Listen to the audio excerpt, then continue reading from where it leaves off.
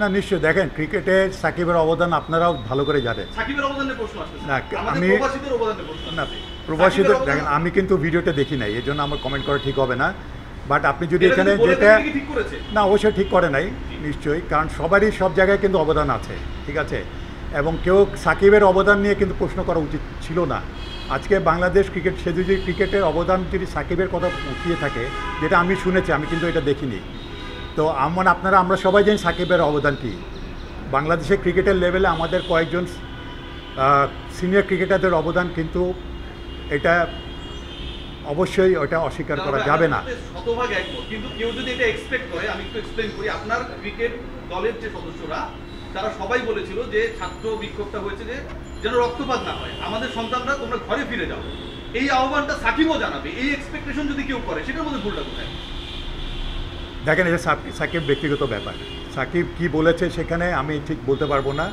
সাকিব যেটা আমি যতটুকু জেনেছি যে সাকিবকে অবদানের কথা বলা হয়েছে, বা ক্রিকেটের অবদান আমি যদি অবদানের কথা, তাহলে আমি কোন অবদান এখানে বোঝাতে চেয়েছি আমি জানি না।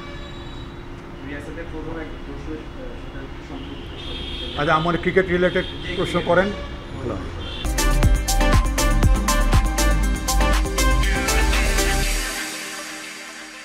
সেই ক্ষেত্রে সমস্ত প্লেয়ার আপনাদের যারা প্লেয়ার রয়েছেন ইনক্লুডিং তামিম ইকবাল, তাদের কাছ থেকে কনসার্ন নিয়েছেন তারা অ্যাভেলেবেল থাকবে কিনা বা সব কিছু তারা আপনাদের সিলেকশন প্রক্রিয়া? এখানে পার্টিকুলার কোনো প্লেয়ারের কথা না, এখানে কথা হচ্ছে যে আমাদের চ্যাম্পিয়ন্স ট্রফিতে কী করতে হবে না করতে হবে, অলরেডি কোচ একটা গাইডলাইন দিয়েছে।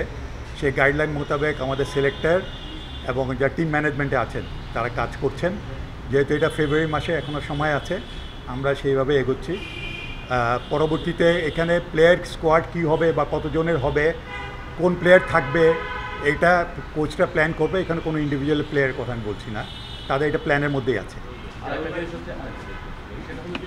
ওয়ার্ল্ড কাপে আপনার প্রত্যেকটা সফর সেটি একটা রিপোর্ট আসে, আপনার ম্যানেজার প্লাস কোচ বা যে রিপোর্ট, এতে কি আপনারা হ্যাপি যে রিপোর্ট পেয়েছেন? এটা আমি এক্সপ্লেন করবো না, এটা যেহেতু কনফিডেন্সিয়াল রিপোর্ট, এটা প্রেসিডেন্টের কাছে দেওয়া হয়েছে, একটা কপি আমিও পেয়েছি। তো এটা নিয়ে আমরা নিজের মধ্যে যেহেতু উনিও ছিলেন না, বাইরে ছিলেন, আলাপ আলোচনা আমাদের মধ্যে করা দরকার। আমরা আলোচনা করার পরে আপনাদের বলতে পারবো। এখানে এক একজনের এক এক রকম কমেন্ট আছে, কোচের একরকম আছে, ম্যানেজারের একরকম হয়তো কমেন্ট আছে। তো সেজন্য এটা নিয়ে না বসে আলাপ আলোচনা না করলে আপনাদের সাথে এটা কথা বলা নিয়ে ঠিক হবে না। ফেব্রুয়ারিতে চ্যাম্পিয়ন্স ট্রফি, জানুয়ারিতে কোচিং ম্যাচ শুরু হচ্ছে, জানুয়ারিতে কোচিং ম্যাচ হবে না, ফেব্রুয়ারিতে চ্যাম্পিয়ন্স ট্রফি পর্যন্ত কন্ট্রাক্ট। সেক্ষেত্রে কি চান্দিকা হাবিবুল সিং কন্টিনিউ করবে নাকি কোচ? আমি এটা রিপ্লাই হচ্ছে যে still is our coach change হওয়া না হওয়া এটা বোর্ডের থেকে সিদ্ধান্ত হয়। তো এই ধরনের এখন ওরকম কোনো সিদ্ধান্ত হয় নাই। আমরা না ক্রিকেট অপারেশনসের কথাটা বলছি না, এখানে কোচ এবং ক্যাপ্টেন যখন আমরা সিলেক্ট করি, এটা বোর্ডের থেকে আলাপ আলোচনা করি হয়ে থাকে। এটা আলাপ হয়েছে, অনেক কিছুই আলাপ হয়েছে, নো ডাউট, আপনারাও জানেন ভালো করে। তো এটা আমরা সামনে যখন নাকি বোর্ডে কোনো জিনিস আমরা বসলে পরে, অথবা আপাতত এখন পর্যন্ত এরকম কোনো সিদ্ধান্ত হয় নাই যে কোচ চেঞ্জ হবে কিনা, বাট তার টেনিয়ার হচ্ছে up to champions trophy.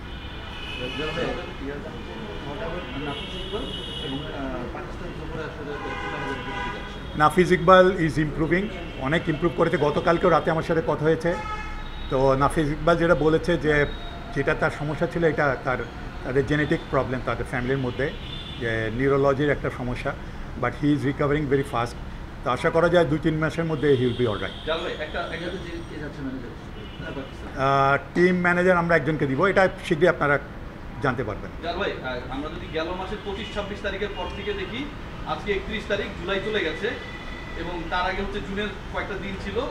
August মাসের 2 তারিখে সম্ভবত আমাদের হেড কোচ আসবে। এর মধ্যে বাংলাদেশ দল প্রিপারেশন নিয়েছে, কার্ফিউর মধ্যে প্র্যাকটিস করেছে, লাল সবুজে ভাগ হয়েছে, মুশফিকুর রহিমরা আউট হওয়ার ডিসিশন নিয়ে অসন্তুষ্টি জানিয়েছে, ছাত্র বিক্ষোভ হয়েছে, কার্ফিউ হয়েছে, শিথিল হয়েছে। আজকে থেকে ফেসবুক চালু হয়ে যাবে, হেড কোচ এখন পর্যন্ত আসেনি। এটা কি খুব হেড কোচ অলরেডি তার আসার কথা ছিল 25-26 তারিখে ছিল। হ্যাঁ, ভিসা ইস্যুতে একটু দেরি হয়ে গেছে। একটা ইস্যুতে প্রবলেম ছিল, আমেরিকার ভিসা ইস্যু ছিল, ভিসাটা তার একটু দেরি হয়েছে। ডেফিনেটলি আমরাও এক্সপেক্ট করছিলাম অ্যাটলিস্ট 19 তারিখ না আসলে 25-26 তারিখে এক্সপেক্ট করছিলাম, বাট তার এই ভিসা ইস্যুর কারণে ইজ অ্যারাইভিং অন সেকেন্ড। এর মধ্যে আরেকটা সমস্যা হয়েছে, তার একটা ফ্যামিলি প্রবলেম হয়েছিল, তার ওয়াইফকে নিয়ে বোধহয় খুব সম্ভবত একটা সমস্যা হয়েছিল, যার জন্য সে 19 তারিখে থেকে 25 তারিখে করেছিল। এখন 2 তারিখ। এখন 2 তারিখে আসার কথা। তাহলে আরেকটা ব্যাপার, পার্সোনালি আপনি তো একজন এক্স ক্রিকেটার, পেস বোলার ছিলেন, স্টাম্প ভাঙতেন, অপারেশনস চেয়ারম্যান না, পার্সোনালি বাংলাদেশ দলের ওপেনিং সেটআপে তামিম ইকবালকে দেখতে চান কিনা? Tamim Iqbal is a proven. Cricket operations ভুলে যান। Tamim Iqbal is a proven opening bat, and he has got a lot of contribution towards Bangladesh cricket. আমরা সবাই চাই যদিও ফেরত আসলে ডেফিনেটলি আমরা সবাই চাই আসুক, ফেরত আসুক। হ্যাঁ, সে কিন্তু আমরা চাইবো এটা তামিম অ্যাকচুয়ালি আমাদের তরফ থেকে মাননীয় বোর্ড প্রেসিডেন্ট বলেছেন হি ইজ অলসো ওয়েটিং।